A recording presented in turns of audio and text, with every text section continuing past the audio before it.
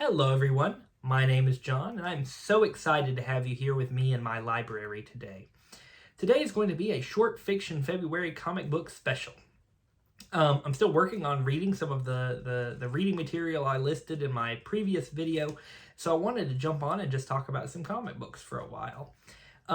In keeping with the theme, in previous videos about comics, I've talked about more broad themes. We talked about the death and return of Superman story, as well as the Man of Steel miniseries by John Byrne, and then his continued run after that.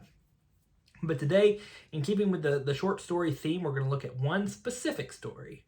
And it's a very important one indeed, because the story I had in mind was the one from Action Comics #1 from June 1938. This is the first appearance of the Man of Steel, Superman.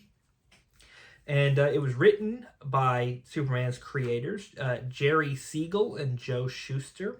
Of course, Siegel is the author and Shuster is the artist. And I found it to be very interesting. And I wanted to share it with you today because there's a lot of differences. Superman's gone through a lot of changes since he was first introduced. But interestingly enough, the core still remains the same. And so I find it super interesting to go back in time and just see how far he may have come since then. Of course, his story is not the only one in this volume. Action Comics was a collection of a lot of different stories. His story is at the very beginning, and it's only about 10 to 12 or so pages.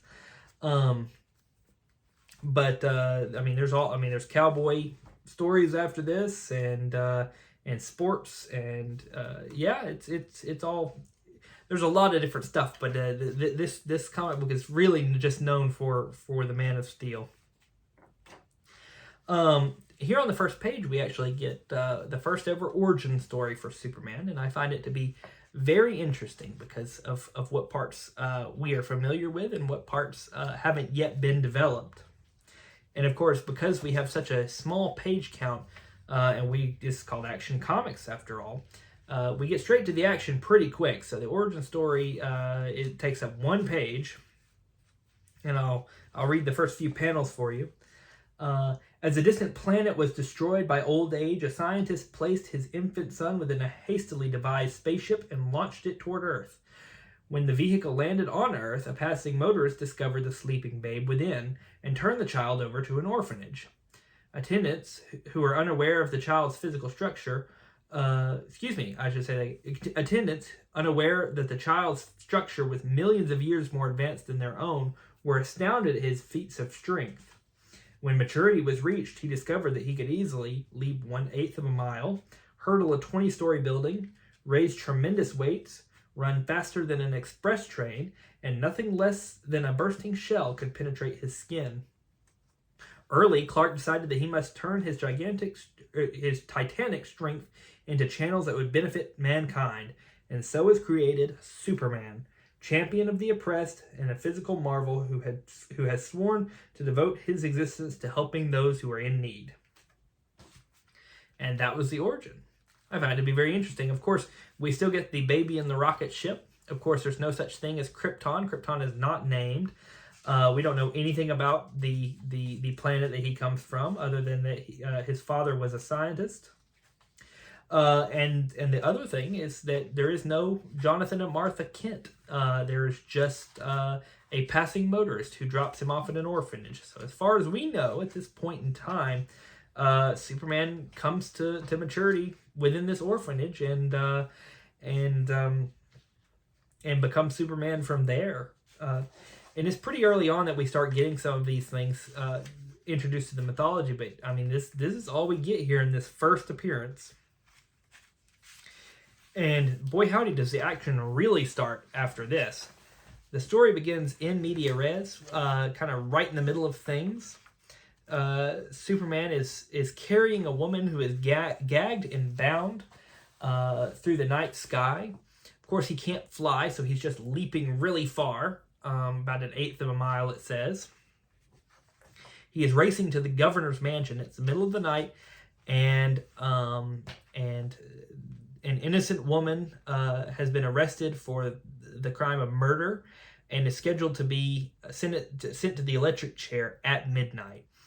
Superman has somehow deduced the identity of the actual killer and is bringing her en route to the governor's house in order to save the life of the woman on death row.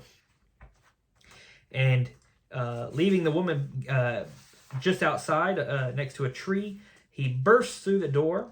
An attendant tries to stop him from reaching the governor's sleeping quarters, even shooting Superman at one point in time, but the bullet bounces off of his chest and nothing stops him from reaching the governor's bedroom. He gives the governor the evidence that he had found, and the governor gives a phone call and pardons the woman on death row just seconds before she is sent to be electrocuted. Having saved the day, Superman disguises himself once again as Clark Kent and visits the offices of the Daily Star. Of course, at this period of time, there is no such thing as the Daily Planet. It's the Daily Star that he works for. And it's later revealed that the boss's name is George Taylor and not Perry White, as would later be known.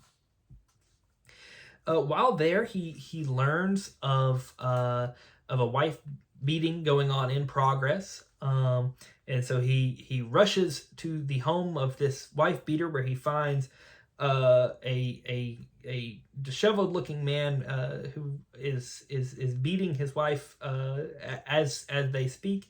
Superman rushes in his Superman garb, lifts him above his head, and says, "You're not fighting a woman now," as he throws him against the wall. The police arrive shortly thereafter and arrest him for his crimes, and Superman, of course, the day is saved once again. Superman then meets with Lois Lane while he's disguised as Clark Kent, and they both go on a date to a fancy nightclub. And in order to maintain his reputation as mild-mannered and as un-Superman-like as possible, he allows Lois Lane to be catcalled. Lois does not take to that well, is frustrated and upset that Clark Kent is not doing anything to stand up for her, and she ends up slapping the man across the face, which makes him mad enough to abduct her as she's leaving the nightclub. Superman, realizing that she's in trouble, doffs his Clark Kent garb and puts on the tights and cape. And as they're driving away with her captured, he rescues her, shakes them all out of the vehicle, and just like the front cover of the comic book, he lifts the green automobile above his head and crushes it against the rocks around him, and rescues Lois Lane. She is enamored by Superman, just shocked and awed, and I think we start getting the beginnings of what's going to be the love triangle that's going to continue for the next very, very long time in Superman comics, where Clark Kent loves Lois Lane, who loves Superman. But of course, Lois Lane now shuns Clark Kent and thinks that he's spineless and weak. Which, according to this story, he kind of is. I understand him wanting to appear mild-mannered, but he kind of shot himself in the foot on that one, I feel. But the story continues as in a rapid-fire pace as Clark Kent learns about a war that is going on in somewhere in South America between two factions. I believe it's a civil war that he believes is kind of egged on by war profiteering. Some of these American munitions manufacturers who are profiteering off of these foreign wars. And so he decides to teach them a lesson. He finds one such profiteer and tries to scare him straight. he rushes along a bunch of telephone poles and leaps between buildings, just scaring the stew out of this man.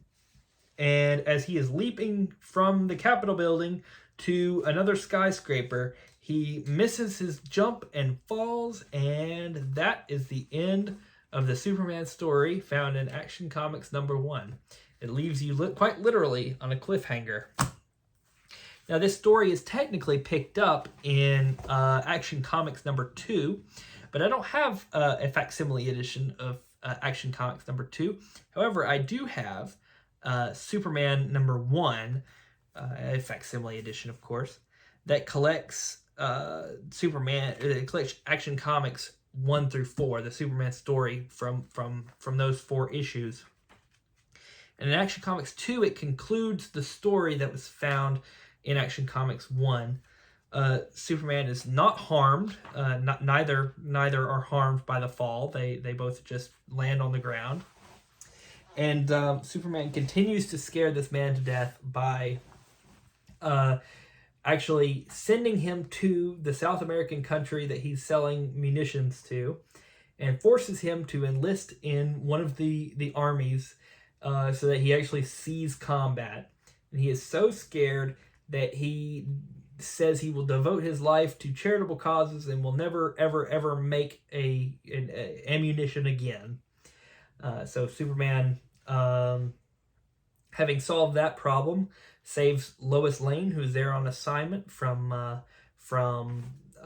being sent to a firing squad. And then he actually resolves the conflict by kidnapping both opposing generals and telling them to fight it out to the death. Just the two of them. Of course, neither party are interested in dying for what they believe in and what this war is about. They would much rather send young men and women to do that for them. And so the war is quickly resolved as peace treaty is signed. And that is the end of what would be Action Comics #2. And kind of the end of the first ever Superman story. This, I will say, the Superman comic book right here actually adds a bit of a prologue to the events of the story found in Action Comics. It does state that during the little, during the short, let's see, origin story section, it does note that the planet's name was Krypton, and that Superman was adopted by the Kents. They're no first names, but an old man and an old woman called the Kents do adopt him and raise him and teach him how to use his powers to assist humanity. And upon their passing, he becomes Superman to honor their memory. And so yes, that is the story that is found in Action Comics #1 and 2. And in the first kind of half of Superman issue #1. And I really, of course, you see Superman's a really kind of a rough character in these stories. He's not so much a champion of all things the American way. He's thrashing wife beaters and taking a hard stance against munitions manufacturing. I mean, he really doesn't take anything from anybody. Even going into the governor's mansion, he's thrashing whoever's trying to stop him. He's going to push his way through and do whatever's right. He will not allow anyone to stop him from doing what he's going to do. I'll say that the artwork in some of these early stories, not to knock Mr. Schuster, but sometimes, unfortunately, Joe Shuster forgets to draw the Superman S on his chest. Other times, it's just kind of shoddy in some parts. Sometimes Superman has boots. Sometimes he has sandals. Other times they're not drawn at all, like in this one. He just has blue legs all the way down. And of course, even Superman's face kind of changes from time to time. I think by the time we reach Superman 1, I think this is a much better picture. But of course, even on the inside, sometimes the Superman S is all yellow, and other times it's colored correctly. I know that there were probably some difficulties in inking and coloring back in that time period for maybe, I don't know. Anyway, I suppose those are my thoughts on Action Comics #1 and Superman #1. I hope that you enjoyed in some way. Thank you very much for watching. I appreciate your time, and I hope to see you all again very soon. Thank you.